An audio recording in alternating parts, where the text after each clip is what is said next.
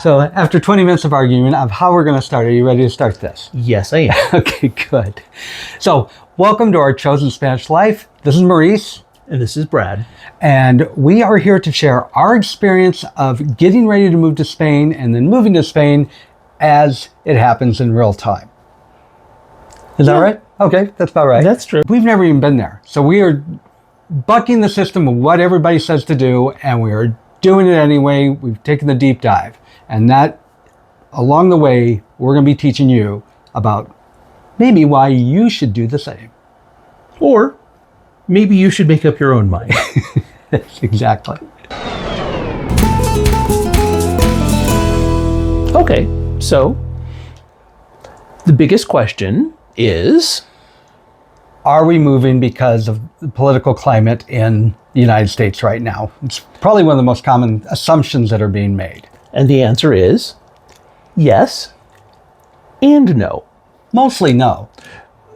No, I wouldn't say mostly no. No, I'd say it's a good portion of it, but the majority of it is probably more about culture change. Well, exactly. We've been talking about this for years. We've been looking at other countries. Next episode, we'll go into where we've researched. I will say Ecuador, Uruguay. Now we've chosen Spain. We've been looking at this for a long time. Yeah. So I think it's safe to say that this is something we wanted to do to get a change in our lifestyle is really what it comes down to. Major change in the culture that we're used to, I guess. Not necessarily comfortable with, but used to. Yeah. Yes. I think for me, it's mostly about a difference in an embracive culture, a culture that's supportive of everyone, which I don't feel is what we get here. And I would say supportive of everyone in the sense that not everyone is expected to kill themselves working 60 hours a week to have the nicest place, the nicest stuff, and not have any time to enjoy it at all. Yeah, it's more about the quality of living rather than the quantity of stuff that you can gather. Well, I've done most of the research, but he's a researcher. Yeah. I've been big in saying no. Yeah.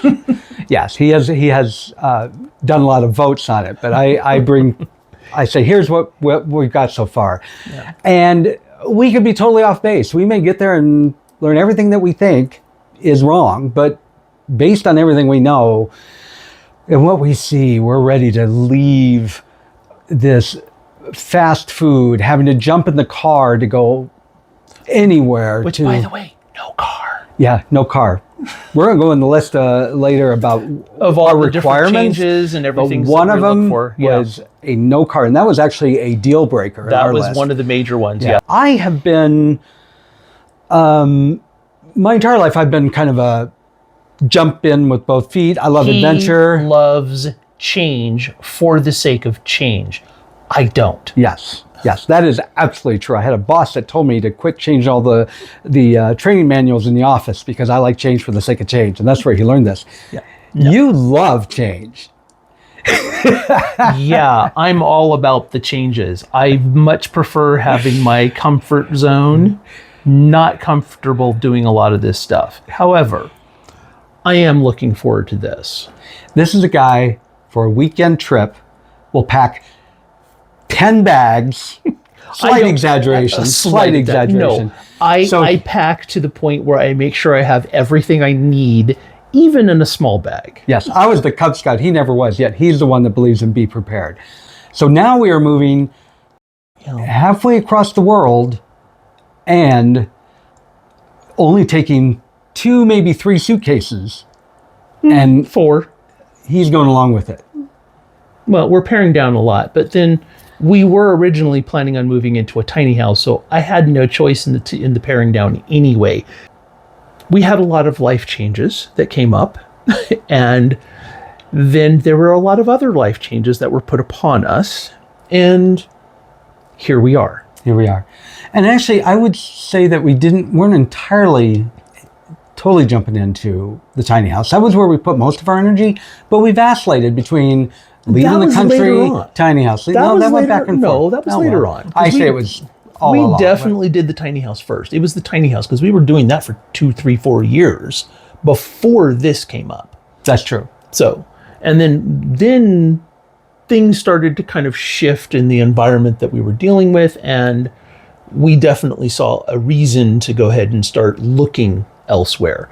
But we were also still looking at tiny in those locations as well. That is true. So tiny has been the main thing, and we do want to pare down. We don't want a huge place. So that's another reason for us moving to the locations we're looking at, and for moving to Oliva, because it's a small, comfortable looking place that we, again, have no idea whether we're going to like or not. But we'll get into that a little later.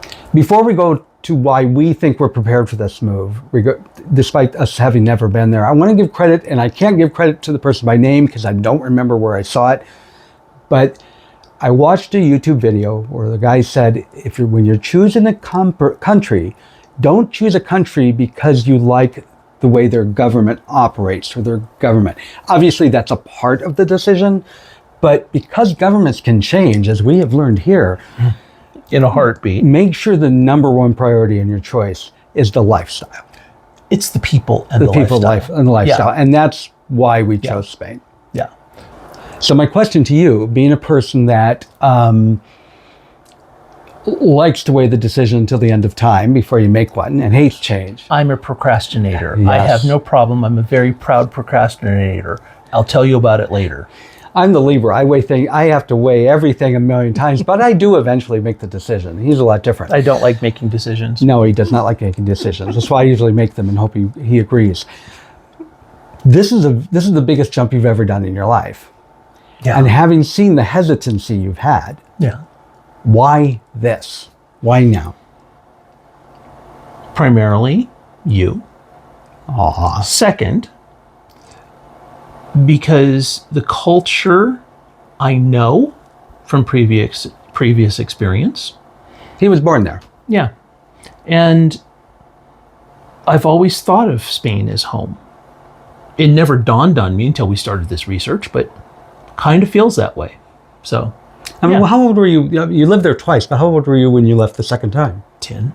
He was only 10. You were 10, and you still talk about it very fondly. You've always shared lots of great memories about it. Yeah, because I mean, growing up there was amazing. It was a lot of fun. We had loads of fun. Granted, we were really bad children, but we still had fun. It was the 70s, and we moved here in the 80s, so from Spain. So yeah, it was kind of crazy. And but I hate making changes. Changes for that military brat, kind of forced upon us. So I didn't have a choice. But I don't gripe about it much either. So, well, and this, you left when you were 10, but this is a totally different world that we're going to. You were 10 years old. That was in the 70s. So it's been a long time since then. You're a little older than 10. And he grew up in at a military base outside of Madrid, the largest city in Spain, and it's located in the center of Spain for the most part. Madrid is the center of Spain for a reason, and it is the central hub of Spain. Yeah. And our chosen home is 25,000 people on the Mediterranean coast. So it's really not even the same world. So no, it's not. And that's one of the things people ask, oh, have you been there before? Nope. Not at all. But I'm looking forward to it because based on the research that he's done and based on the research I've done, because we have done independent research on this, and both of us are enamored with the location and the people that we've actually connected with there already. So yeah, he was the main reason I'm doing this in general, but the people, the location, the familiarity with the location, as far as the overarching country, is huge for me. And why are you doing this besides Mr. Change everything all the time? That's really what it comes down to. I love a sense of adventure. I come from an adventurous family. My dad was in the Navy. His brothers were in the Navy. I have an uncle that lived at sea for, I think, my understanding, decades. I believe. Another one was a yacht captain. When I graduated high school, my dad said, "Why are you going to go to college?" Go travel. Or why don't you get a houseboat and sail? I mean, it's just the nature of my family. I'm not going to say every member of my family is that way, but the wanderlust is in me. Yeah. So I am always looking for change. I have packed up and moved. I was in the hotel industry. Yeah, a lot of times. I was in the hotel industry where I was moving approximately every 18 months. And I even, for whatever reason, it got in my head to move. And I went to Omaha, Nebraska, of all places. And of all the places that I moved to, Omaha actually was very nice. I've moved in, I've lived in cities, large cities like Phoenix and Los Angeles, both of which I like very much. Yeah. I've lived in smaller cities like Omaha. I lived in Las Vegas, which is all right.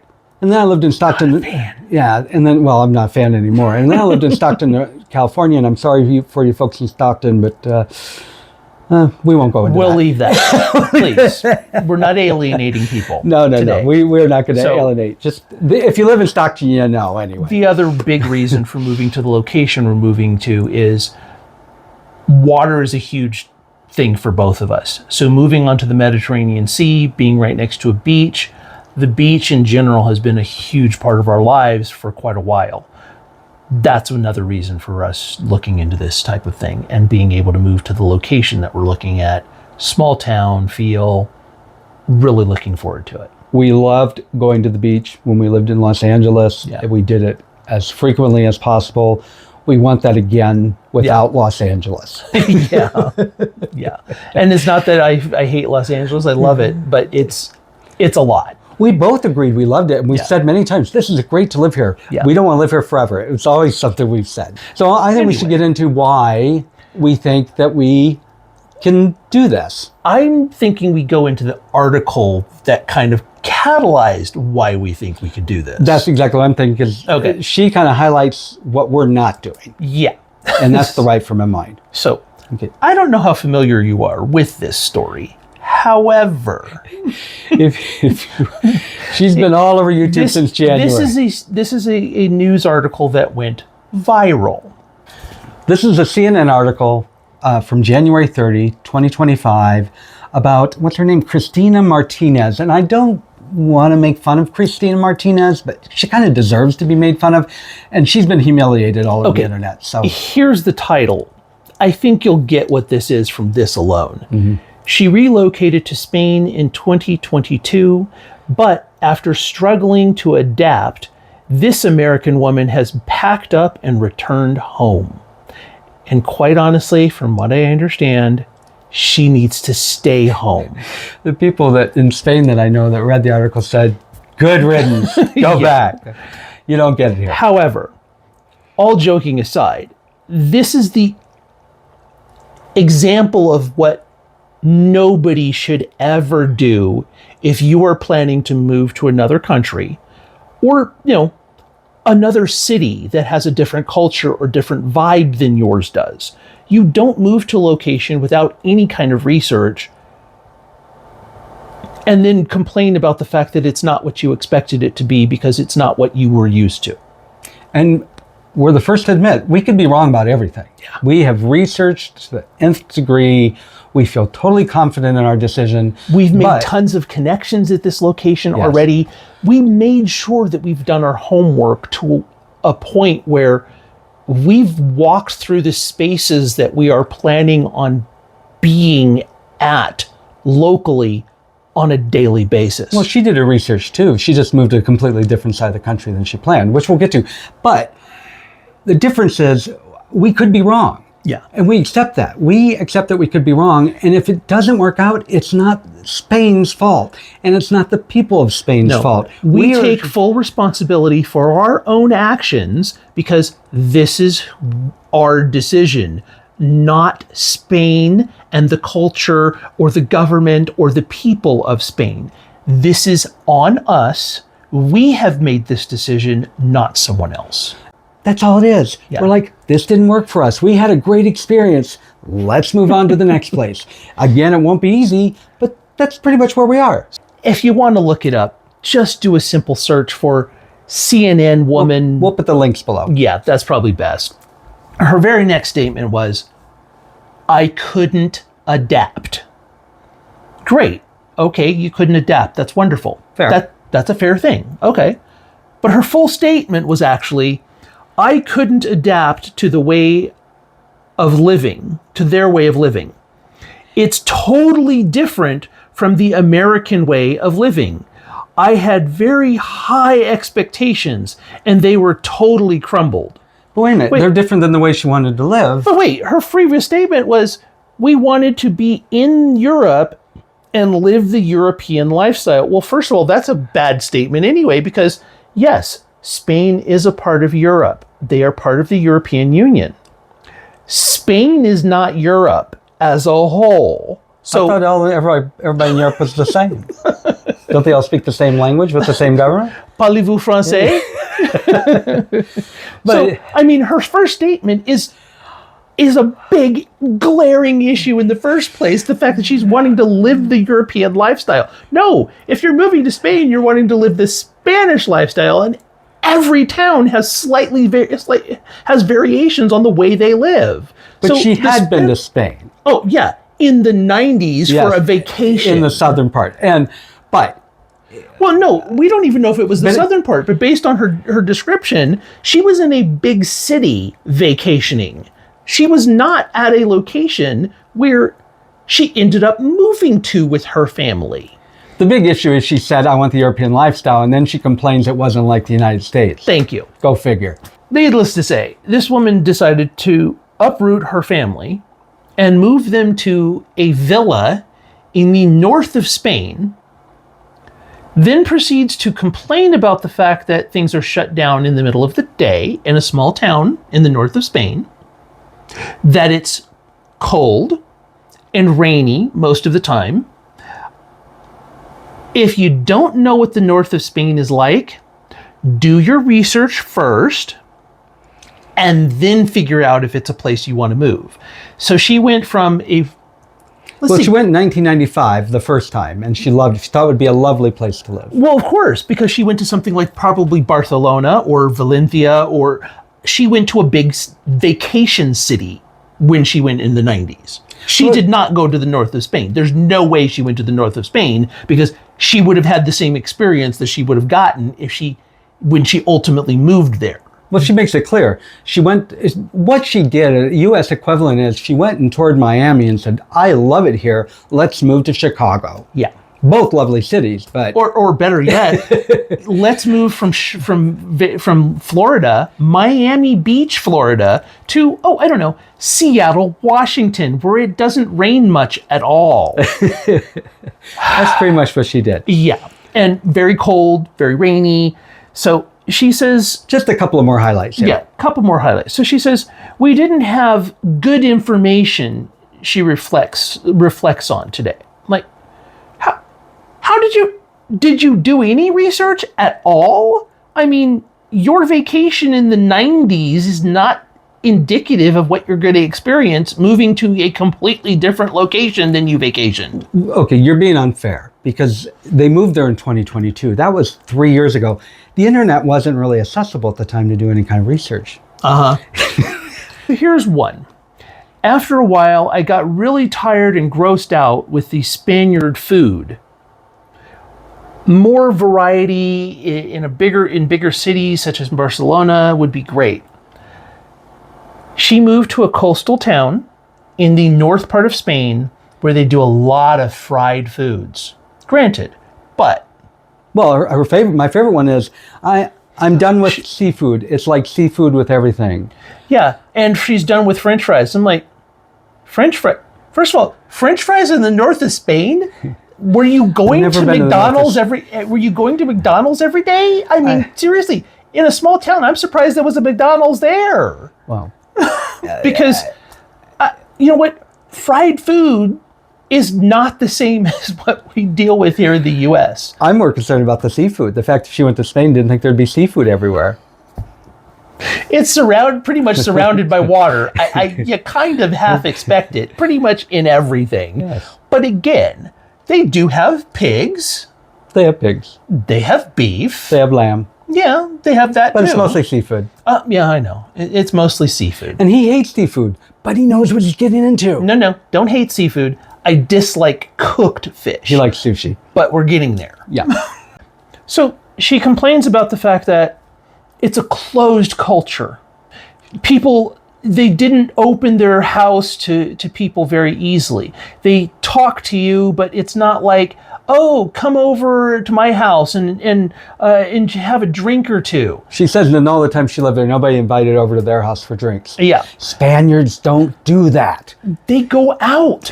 They go to restaurants because they live in small homes that are reserved for their family and really, really close friends to come. They don't even really go to meet their families and stuff in their own home. They usually go out. And this is not a blanket statement for all of Spain. No. Don't get me wrong. But I'm saying the majority, that's what restaurants are for. And first of all, the food thing. You do not insult Spanish food. Don't insult anybody's food. You do not insult Spanish food. That is a no-no. That's like insulting jambalaya when you're living in Louisiana. No. Which Creole. No. To give you an idea, again, we're not talking about all of Spain, but the community we're moving to, I think, is a pretty good example of a lot of the communities in small-time life, and actually even some larger cities. Yeah. The living rooms, we've been looking at places. We're actually getting a big living room, which is rare. The living rooms are tiny. The living room is usually a pass-through to kitchen. And that's pretty much most that's because they don't... you think siesta time is for sleeping? It's not. Siesta time is the 3 hours in the middle of the day where they go and hang out with friends and have family. Some coffee or a drink or some tapas. Because siesta, lunch is actually at the end portion of siesta. Yes. So lunch is not like, oh, we're having a little bit of lunch. No, lunch is an event.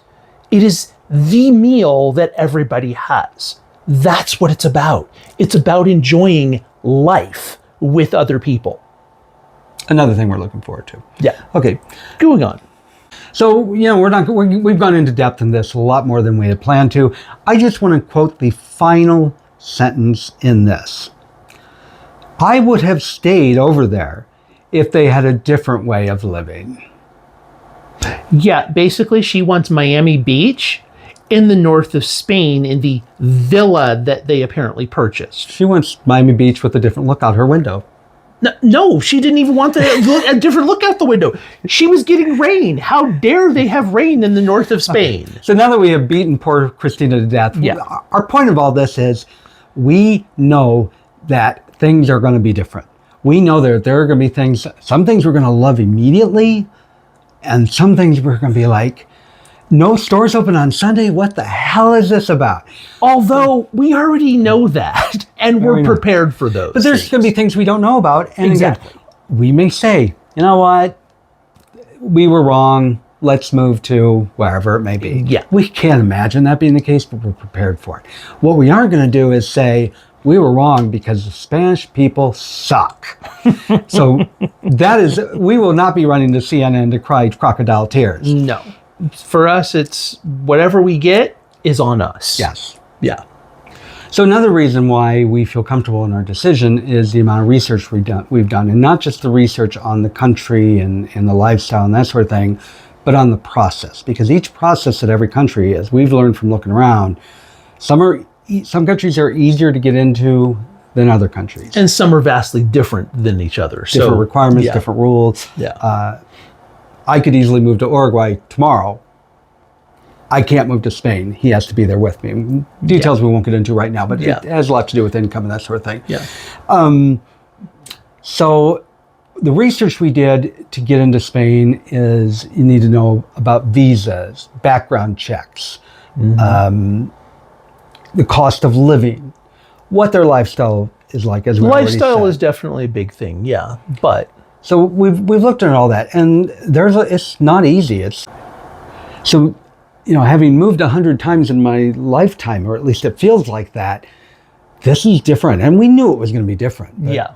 We hired a relocation specialist, and we're very glad we did, because there's a lot of hoops to jump through. And even though we kind of felt like we knew them all, it helps to have somebody holding your hand to get you through it, because you have to choose what kind of visa, and there's different visas, and we'll talk about visas later. But we chose the one that works for us. Honestly, the only one. Research yourself, but do not go into this without help. Yes. Talk to somebody who is a specialist in this and who has the backing to be able to help you do this, no matter where you decide you're going. We've touched on why we feel like this is the right move for us. Well, what is making you nervous? There's a whole lot making me nervous. However, moving to a completely different area that I've never been to, I think anybody would be a little nervous with that, especially if you have never actually been there before. You've never visited, other than surfing the internet and looking at pictures and walking through, having people do walkthroughs on the YouTube. And we have no frame of reference with this location we are moving to. So it is a nerve-wracking thing to a degree. However, it's also an exciting thing at the same time. It's one of those things I've never done. It's an experience I'm looking forward to at the same time. So, because I'm also sharing it with him. That's very sweet. Thank you. It's also very true. It is true. I know that. What's making you nervous about this? There's very little that's making me nervous because I've had this attitude my whole life. If it doesn't work out, we'll move on. But 99% of what I'm feeling is just pure excitement. What has bothered me are the little things. Like it just hit me this morning. Okay. Maurice is going to be working LA hours. So that means he will be going to work at 6 p.m. Spanish time. And that actually works for us, and it works with Spanish culture for a very large part because they start their morning. They're up very late. They're up very late. They start their mornings. They do siesta time, usually noonish. To about 3 or 4. Well, no, it starts about 2 o'clock. It's about 2 to 3 or 4. And runs to about 5-ish. Yeah. Well, we have to be home by 5. Right. That includes their lunch. Yeah. So that means when we get up, everything closes at 2 o'clock. So we have this is a small thing, but it dawned to me, we're going to have a very narrow window from when we get up to when we need to go to the store. That's not going to be a big issue. I said, it's just one of those things that I thought, we're going to have to get used to that. Right? So, yeah. So, but, we've also prepared for this. We've looked at this. We've researched this. I'm just saying, it's only the little things that pop into my mind. I'm like, we didn't think of that. That's all. For me, it's the overarching, because I'm a big picture person. I look at every detail of everything, and it's all running at the same time. He does go into all the details and stuff, but it's much more, we can do this. Yeah. For me, it's like, nope, wait, there's a stopping point. The day after we get there, I may fall apart. But right now, there is no reservation that this is the right decision. Yeah. The other big question we get is, why would you move to a place where you have never seen? We are literally moving sight unseen except for pictures and videos on the internet. So technically, blindly diving into this. Yeah, being on ground is nothing like a Google map, or a Google map is nothing like being on ground. So the question comes up, why would you do this? How is it possible that this is going to work? I think, we said it. We've mentioned it multiple times, but I'm going to let you dive into this one. The reason I wanted to talk about this is because this is something that comes up in the Facebook groups a lot. Somebody says, hey, I think I'm going to move to Spain in 6 months. I've never been there, and I think I'm just going to show up, and what city do you think is good? And they are bombarded with messages telling them that they're an idiot, they're foolish, they don't know what they're doing. How could anybody do such a big thing without ever being there before? And you know what? We're being stupid and idiotic and foolish because that's exactly what we're doing. The thing is, it's not for everybody. No. This is not something that everybody can do. But don't tell somebody that they're going to do it that they're an idiot. Yeah. Because it takes some soul searching, and that's really what this comes down to. If it's something that you think you want to do, then do your research and do it. Nothing should hold you back from doing it, as long as you're willing to accept that mistakes may be made along the way. And if I did make some mistakes, wow, I learned something, I met some new people, and I had an adventure. Yeah.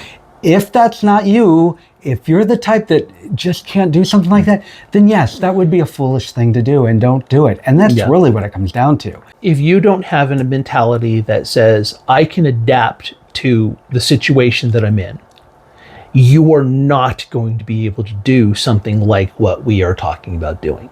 However, it doesn't mean you can't do it. You need to make that decision for yourself.